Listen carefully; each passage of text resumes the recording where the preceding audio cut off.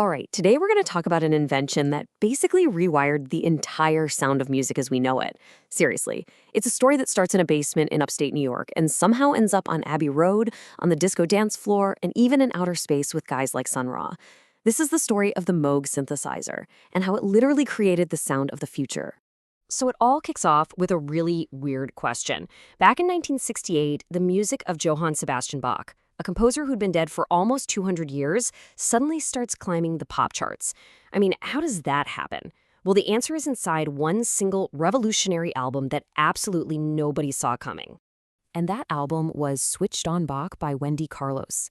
It just completely blindsided both the classical world and the pop world.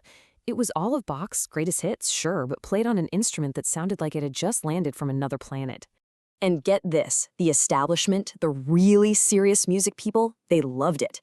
This was not some cheesy novelty record. It was hailed as a masterpiece. Switched on Bach actually won 3 Grammy Awards, one of which was for Best Classical Album. Think about that for a second. An all-electronic album won the biggest award in the most traditional category there is. It's just wild. And it wasn't just the critics, not by a long shot. The album sold over 1 million copies. It became only the second classical record in history to go platinum. And it didn't just visit the charts, it stayed at #1 on the classical charts for 3 straight years. This thing was a full-blown phenomenon. The praise was coming from the very heart of the classical world. This quote is from Glenn Gould, who was basically one of the most celebrated and respected pianists of the entire 20th century. He didn't see it as a gimmick. He saw it as this incredible feat of keyboard skill. It was a sign that even the gatekeepers had to admit that something totally new and important was happening here. So what on earth was making these crazy, futuristic, mind-bending sounds? It was an instrument almost nobody had ever seen or even heard of before. It was called the Moog Synthesizer. And to really get how it changed everything, we've got to go back and meet the man who built it. Okay, so let's meet Robert Moog, an engineer from New York. And you have to understand, he wasn't trying to start some musical revolution. He was, at heart, a tinkerer, a hobbyist who was just totally captivated by the idea of electronic sound. Moog's journey really starts when he's just a kid. He's building little gadgets with his dad and gets completely obsessed with the theremin. You know, that spooky-sounding instrument from old sci-fi movies that you play by waving your hands around it. He even started a little business selling theremin kits from his basement when he was still a student. This wasn't some big corporation, it was a total passion project. So fast forward to 1964. Moog teams up with a composer named Herb Deutsch to build something totally new. And as Deutsch starts messing around with these early prototypes, the sounds coming out are so bizarre, so alien, that people walking by would literally stop and stare at the basement window. And, according to Moog, ask, "What is this weird shit coming out of the basement?" So what was the secret sauce here? What was the big innovation? It all boiled down to one key idea: voltage control. See, before Moog, electronic instruments were usually these massive, clunky, impractical things. But Moog figured out how to use tiny changes in electricity to control every part of a sound: pitch, loudness, and tone. You've got the VCO, or voltage-controlled oscillator, for the notes, the VCA for the volume, and the VCF for the texture or timbre. All of a sudden, you could sculpt sound just by turning a knob. It made the whole system compact, modular, and incredibly musical. And here's what's so important to understand. Moog was not inventing this stuff in a vacuum.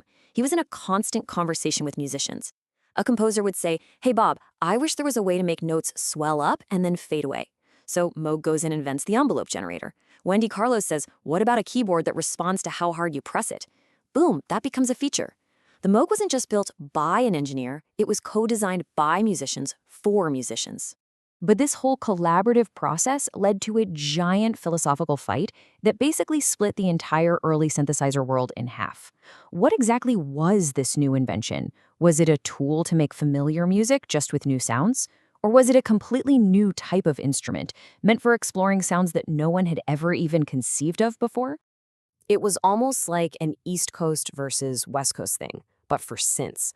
On the East Coast, you had Bob Moog, who was super pragmatic. He figured, hey, musicians know how to play keyboards, so let's give them a keyboard. It's a familiar entry point. But over on the West Coast, you had Don Buchla, and Buchla thought the keyboard was a trap. He wanted to break completely free from traditional music, so he built these wild experimental interfaces and modules with incredible names like the Source of Uncertainty. And Buchla was not shy about his opinion. He called the decision to put a keyboard on a synthesizer a disaster for a creative composer. For him, you had this technology with limitless possibilities, and you were shackling it to a controller designed, as he said, to throw hammers at strings. He thought it just killed the creative potential right from the start. In the end, though, it was Moog's practical approach that won the day and won the market. The keyboard, whether you think it was a disaster or not, was a brilliant move. It made the synthesizer approachable. It wasn't some scary alien machine anymore. It was something a musician could actually sit down and play. And that single decision is what cemented the image of the synthesizer for generations to come. So now you've got this friendly keyboard interface, and you've got switched on Bach as this massive explosive hit. The Moog was officially ready for its close-up. And in the late 60s and 70s, it didn't just quietly enter the world of popular music. It was a full-scale invasion. And man, the timeline is just staggering. It happens so fast. First, it's popping up on psychedelic tracks with the Doors. Then, the biggest band in the world, the Beatles, are using it all over their final album, Abbey Road. Soon, prog rock gods like Keith Emerson are touring with these giant wall-sized Moog systems. And by 1977, a Moog is laying down that iconic, hypnotic, futuristic bass line for Donna Summer's I Feel Love. From rock to disco, it was absolutely everywhere. And it had that sound. You know the one. People always use words like fat, juicy, and rich to describe it. A lot of that was thanks to Moog's patented ladder filter, which was just this brilliant circuit that shaped the sound in a way that was uniquely warm, powerful, and musical. It wasn't just a sound effect. It was a whole new voice. So when you boil it all down, what's the real lasting legacy of this invention that started in a basement? It's the idea that the synthesizer wasn't just another piece of lab equipment.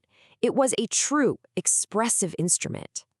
And, a huge part of its identity came from the fact that it wasn't perfect. Early Moogs were notoriously difficult to handle. The oscillators would drift out of tune if the temperature in the room changed by just a few degrees. You kind of had to fight with it, learn its little quirks. It had a personality. And that very unpredictability is what let artists like the Afrofuturist jazz legend Sun Ra push the instrument into completely uncharted space. He was making the Moog create sounds that its own designers had never, ever imagined. It wasn't just a machine taking orders, it was a creative partner that could surprise you. Today, the Moog's DNA is just fundamental to all electronic music. Its core building blocks, the oscillator, the filter, the envelope, they are in practically every synthesizer made since. From its legendary successor, the portable Mini Moog, all the way to modern software apps on your phone or laptop. We are all, in a way, still playing Robert Moog's instrument. Which really leaves us with one last question to chew on. The original Moog was wild. It was unstable. It was beautifully unpredictable. Today's digital synthesizers are perfect. They're perfectly stable, perfectly in tune every single time. But you have to wonder, in our quest for that perfection, did we lose a little bit of the magic along the way?